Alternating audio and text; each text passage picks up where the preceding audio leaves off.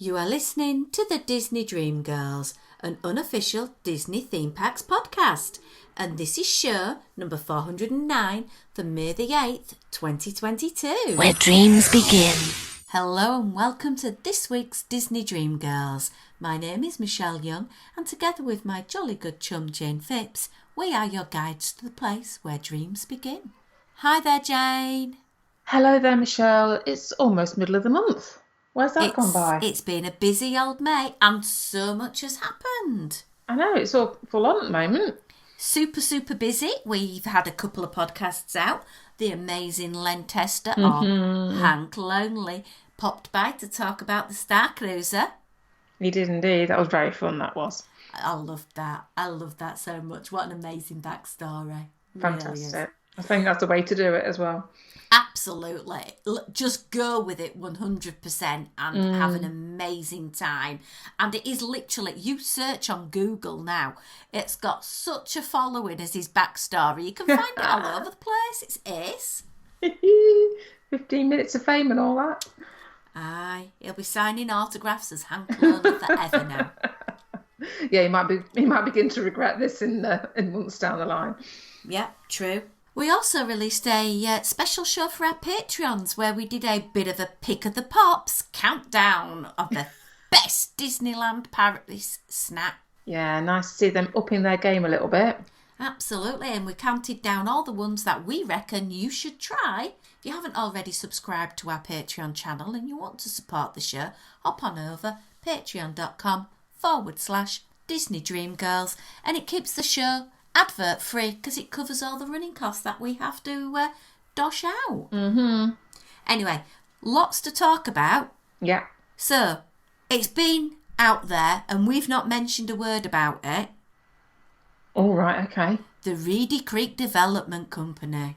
Oh, I can't keep up with all of this. Let's just say, if you want to find out the actual biz on this, go listen to the Disney Dish because Len Tester has got it for you. And it basically says it ain't going to get happening. Nah. It's going to be all tied up in legalese for eons. Yeah, there's lots of debts and how that's going to be handled, and there's lots of get-outs from what I understand. So it's going to be an interesting 12 months or so, I think. But yeah, I think I'm kind of coming down with Len's point of view. Absolutely. So we'll leave that one. But I just wanted to put it sort of out there. But this week has been quite interesting to being a Disney fan from the UK. Oh, why? What's been happening? What have I missed out on? Oh, Jen, it's so exciting. The Disney Dream is sailing from the UK this summer. Oh, my word. The Disney Dream. Now, if you recall, last year, the Disney Magic came over and did those wonderful little staycation cruises where you hopped on the Disney Magic and you had a sailing from various UK ports. You went nowhere. But you stayed on the ship and you had an amazing time. Yes, yeah. Disney are not silly. They realised that there was a lot of money in the UK market. They now have 5 ships. Well, when the Wish gets sailing properly. Yeah. But they have 5 ships. And they need to have the cash cow running. And I am so sorry, guys, but I am giving my money to Disney for the cruises because do you know what? Planning Walt Disney World this summer has made me realise how much of a chore going to Disney World or Disneyland is becoming with all the worry about finances, queues, Disney hoovering my money up, this thing, that thing, the other thing. It's just not becoming fun anymore, Jane. Well, you know what, Michelle? A little slight aside. I happened to, before recording today, I happened to be talking to a very good friend of mine, and her daughter's going out, getting a lovely trip to Florida in the summer, going to stay at Animal Kingdom Lodge, so beautiful hotel, very jealous. And we happened to be talking, and of course it turned to Genie Plus. Oh my goodness, trying to explain to people what Genie Plus was and how it worked and the expense of it. It got me running around in circles. And then I just happened to mention about reservations, and she looked at me and she said, "Oh no, we've got all the park tickets sorted. Me and So, we sat down, we planned it all 2 months ago. Didn't know anything about Oh making reservations. no. Now, thankfully, she's not going till August, so she has the time. But this is a group, and it's a big group that's going. I think there's about 16 people that are going. So Wow. can you imagine? If she'd not had that conversation with me, where were they going to find out, or when were they going to realise about reservations? I know. It's Nightmare, isn't it? it is. Whereas you're going on a cruise, all you Yeah. have to do is you book it, you make sure you get the dining room choice you want, and then if you want to do any of the upcharge things, you book them in advance.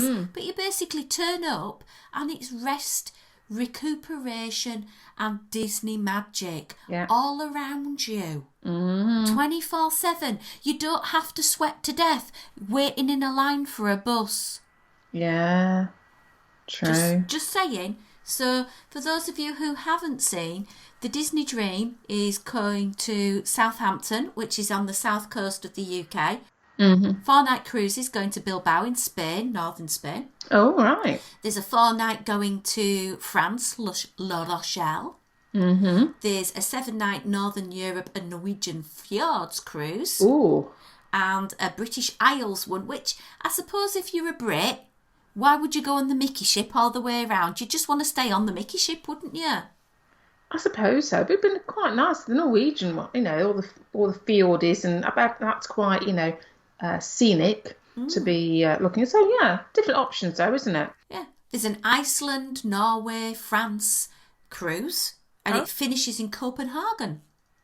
Ooh, Little Mermaid territory. Absolutely. So that really would be nice, but term time.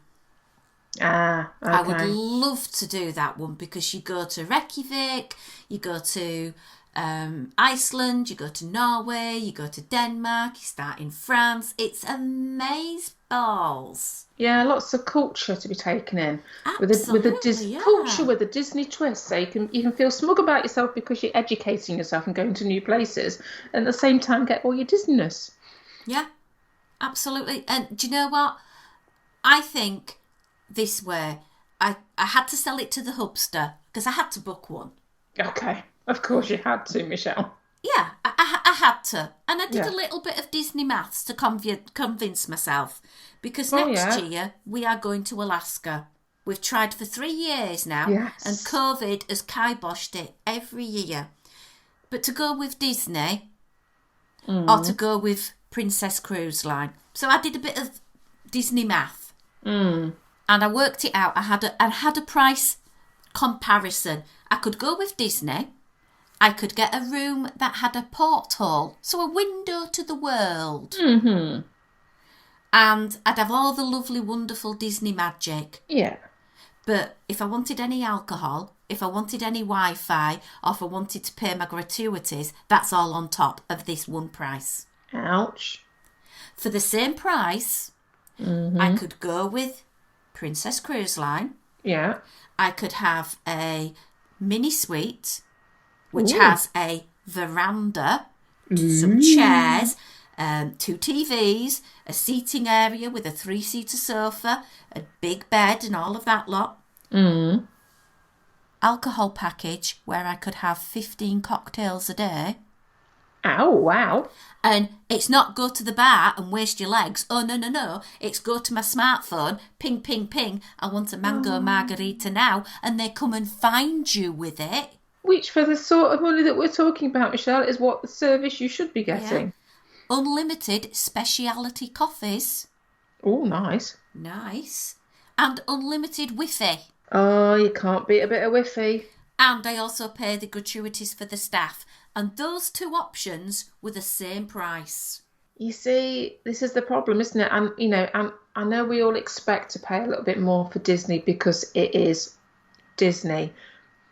But in this day and age, I fear that Disney may be excluding an awful lot of people. Because people are going to look, and when you can find packages like you've just described, Michelle, it makes that decision making a lot more difficult. Because at the end of, money counts at the end of the day, doesn't it? Every dollar, every pound, whatever, it all matters, and if it means you've got more money to spend on, trips, or you've got more money to spend on different types of merchandise or picking up souvenirs, whereas, if you're going on the Disney and you've got to then pay for your alcohol and pay for your gratuities and pay for everything else, then you're not going to have as much to spend on their merch and bits, are you? And I don't have the Wi-Fi to share the experience with those I love and care about either. And at the end of the day, Wi-Fi in this... I know we shouldn't be attached to our phones. I'm sorry, no, Jane. In a Disney theme park, you are attached. You are tethered to your phone. Well, you are. But, if we're talking in general, I know we should all, take the time when we're on our vacations to disconnect and be with the people that we're there with. However, Wi-Fi nowadays is one of those things that we just expect to be able to have, so that if you've got a few down minutes, you can jump on and check whatever you want to check. Entirely up to you as an individual what you do. But purely from Disney's point of view, or Princess Cruises, or whomever you're choosing to take your vacation with, that people are going to be on your ship, with their smartphones, on Instagram, on TikTok, on Twitter, on whatever. It's free advertising. So why do these companies not include Wi-Fi as part of the package deal? If I can go to a seaside resort hotel in this country and get Wi-Fi free as standard, why are Disney not doing it on a cruise ship? It baffles me, Jane. It is free adverts, as you said. It just doesn't make sense. So we did the Disney math, and Tom wanted to tag on to our Alaska trip some Disneyland in California. Oh, okay. Yeah, makes sense. Same coast. Yeah. So we worked out hotel costs, flights, food, theme park tickets. Yeah. Then we'd have to add on having to pay for the genie, because there's no way in the short amount of time we'd have in the parks we'd get everything done. So we'd have to pay for that as well. For that amount, I worked it out that if we downgraded the room on the Princess Cruise to just a standard balcony room, so we can still have lattes delivered to our room and sitting on the balcony and watching the whales go by. But for that price difference, I could manage to book one of these Disney Dream trips next August.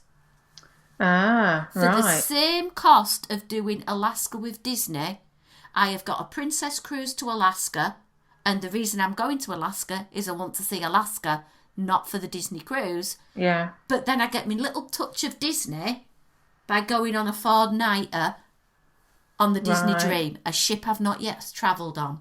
Right, there you go then. So it's all about the Disney math. So I'm going on the 4-night Spain cruise from Southampton. Nice. I'm very excited. I suppose we have to look at it like we said, there's a lot of chatter about the affordability of going to the parks at the moment. And I think that things may come to a head at some point and Disney may have to reconsider how they're doing things. I don't know. But it's just nice to think that there are different options out there if you are desperate for your little bit of Disney fix and the parks maybe aren't singing to you, shall we say, at the moment. I just feel for me personally, it's giving me a more steady holiday rest vibe with lots of Disney thrown in, amazing cuisine, and on top of that I get to go to a place I've never been to, and I've never been to Bilbao in Spain. So plus I can go to the Guggenheim Museum, and there's a winery nearby, Jane. Ching, nice. Ching, ching. Yeah, well, this is it, isn't it? Bit of culture, bit of something different, all with a Disney twist, and and use it as time to have a more relaxing holiday. Because at the end of the day, going to Disney World or Disneyland, it can be a bit of a military operation, can it not, to get around and do all that you want to get done. But I will say, Disney Cruise Line, if there's no Mickey Bar on that ship, you will have an angry customer. Just saying. Please say they're not going to make the same mistake twice. Please. Hope not. Anyway, so guys, is anyone who's listening planning a Disney cruise? let us know. Get in touch with us. We'd love to do some planning together. Or if you've got any questions or anything you want to know, because we have the wonderful Erin Foster from the Unofficial Guide to Disney Cruise Line on the show next week, and we will happily post your questions to her. Right, Jane, after that bit of a garbled whine-a-thon about cruise lines and theme parks, I thought I'd go back to my trip to Disneyland Paris. Oh, yes, because you were there just recently, weren't you? I was, and I haven't really spoken about the main reason why you go to Disney. Oh, we're going to do food. Yeah, gonna do food. Gonna do food. We managed to book table service restaurants for Waltz, Restaurant Manhattan and Chez Remy. Yes. So if you hop on over to our website, disneydreamgirls.com, you'll see some amazing, tantalising pictures of the exquisitely presented food. I'm not kidding. The food in all of those restaurants came out amazing. It made MasterChef look like rubbish. Well, I would hope so, because they're pretty high-end restaurants there, aren't they? True. And we've spoken at length before about Waltz, so I'm not going to spend much time talking about that, apart from to say I had the chicken pot pie, I had the chili, which was so filling, I couldn't finish it. It was amazing. Wow. And both Caroline and I finished with a trio of ice creams, which was the perfect way to end the meal. It was so good, but the best thing about going to that restaurant was the fact that we had a window seat and we watched the parade go back and forth twice. Nice timing. Perfect timing. We didn't really sort of book it with that in our mind. No. Because it's a cavalcade and we weren't quite sure of the timings. Yes, that's the only thing with the cavalcades, isn't it? They're a bit more impromptu. Yeah. We did actually go to the Restaurant Manhattan for a meal one night. Right, okay. That was absolutely amazing. Now, they do offer a fixed menu price on the Greenwich menu, which was $49, but we didn't really want to have that. We didn't fancy everything. So I'm just going to say what we did. All right. We went for a main and we went for a dessert. And to be honest, if I go back again, I'm not going to bother with that. You know. I'm just going to go for the cheese. Oh, the cheese was that good, was it? Oh, my word. Look at the website, guys. The cheese is absolutely out of this world. In fact, I have never had such an amazing cheese plate in my life. Really? Oh, Jane, it was absolutely fantastic. I can rave and rave and rave and rave about this for hours. It was the best thing ever. It was €13, which is next to nothing. Yeah. There was a selection of Italian cheeses because this restaurant is very Italian in its approach to food. Yeah. It had a Italian con mustard da frutta, which is basically a fruit mustard, and it was some like dried fruits and glacé cherries that they had injected with mustard syrup, and it was very sharp, very but oh my word, amazing. That sounds really intriguing, actually. It was really good. It was served with, let me just count them, 1, 2, 3, 4, 5 cheeses, and they ranged from a very soft cheese, then there was a gorgonzola, all the way around to a quite hard parmesan. Okay, so good range, yeah. Absolutely, and the thing that made it was an absolute massive nugget of honeycomb. Oh, wowzers. It is sensational. Guys, you have to look on our website for this picture of the cheeses. It was sensational. And that, to me, would be the best thing to do. Go to the park, get a reservation to go about 9 o'clock, go get the cheese plate, then go back into Disneyland and see the fireworks. Perfect. Even get a glass of port or a glass of wine. Oh, my word. The food there, though, was absolutely outstanding. The service was amazing. The decor was beautiful. The wonderful chandelier of Asgard in the middle was just sensational. I really, really loved that restaurant. And I would happily go back and eat there again. Right. Shira and me, we've eaten there, Jane. We did. We enjoyed some steak, if I remember rightly.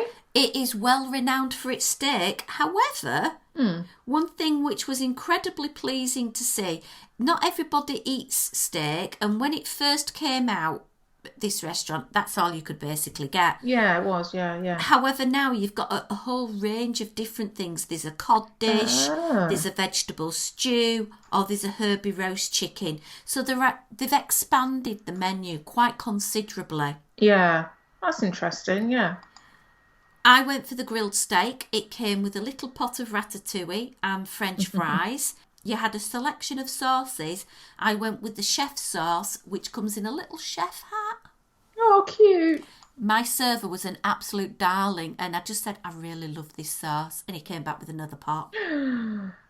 Nice. So good. So good.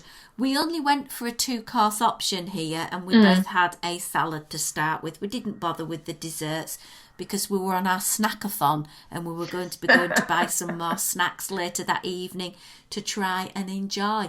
If I had anything to say in a negative way, I recall the cut of steak being of a little bit higher quality.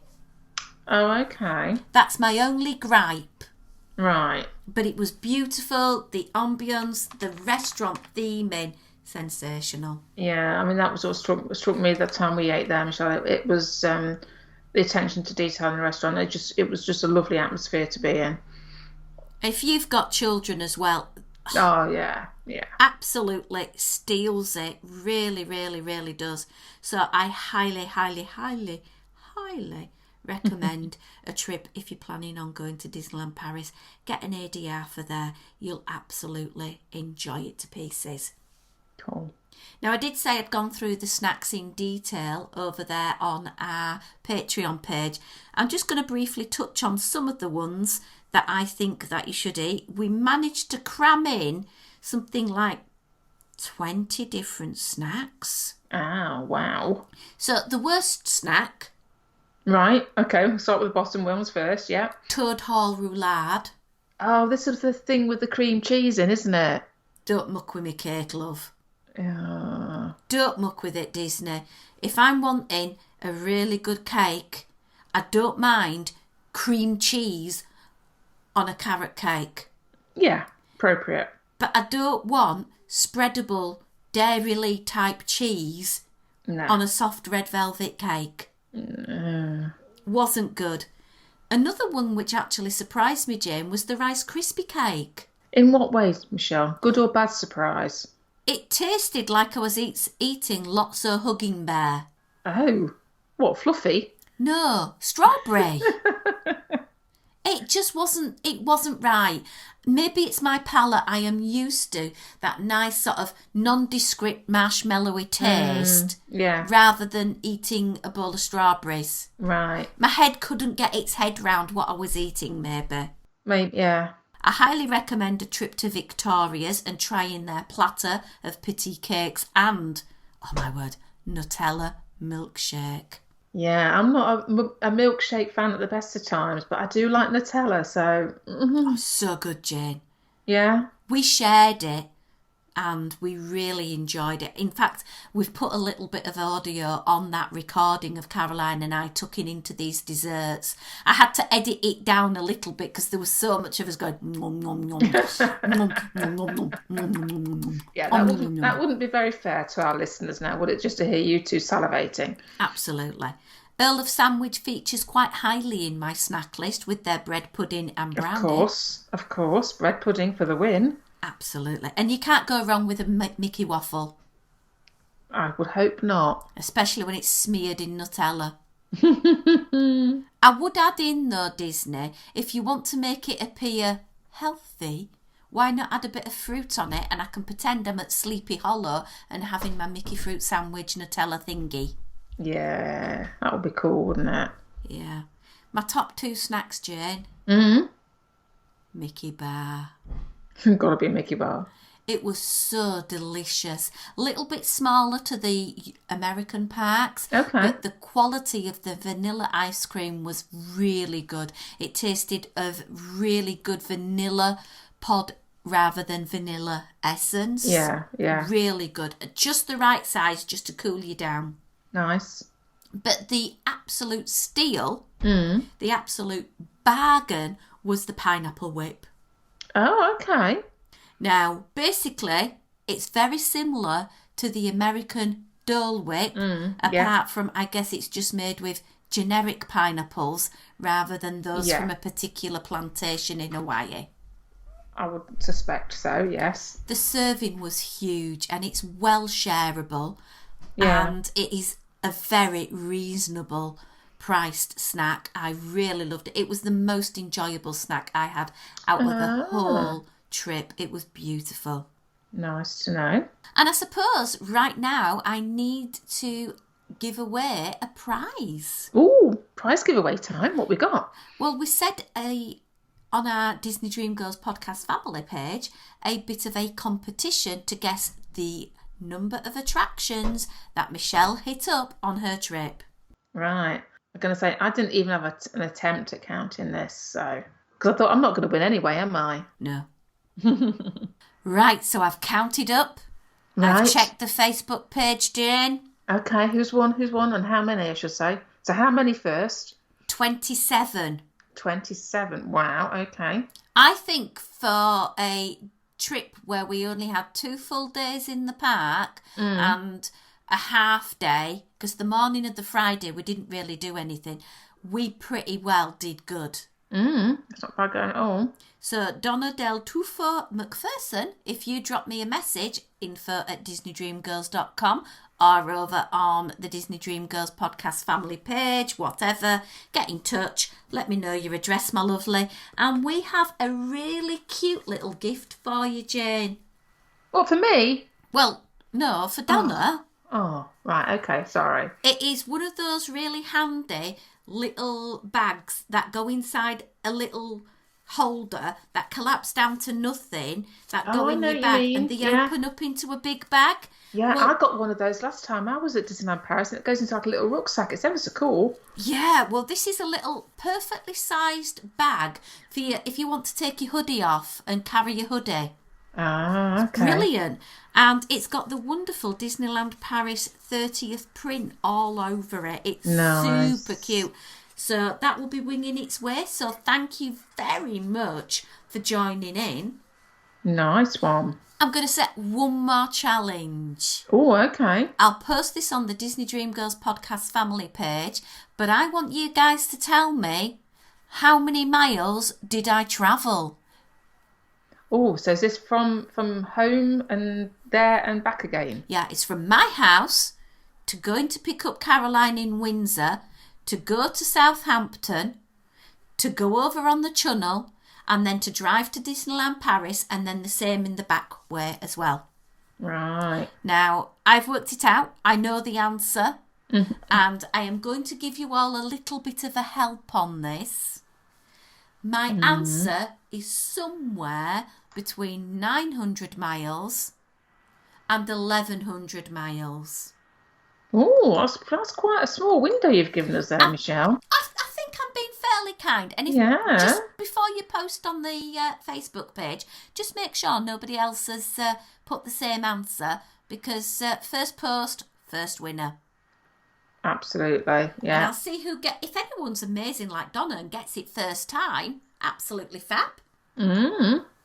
So that's it, my lovelies. That is this week's Disney Dream Girls podcast. I hope you've enjoyed our chitter-chatter about everything. Please don't forget to get in touch if you've got any cruising questions for Erin Foster. You can contact us, as always, info@disneydreamgirls.com, Instagram and Twitter @DisDreamGirls. We're on that Disney Dream Girls podcast family as well. But until next week, it's a goodbye from me. And it's goodbye from me.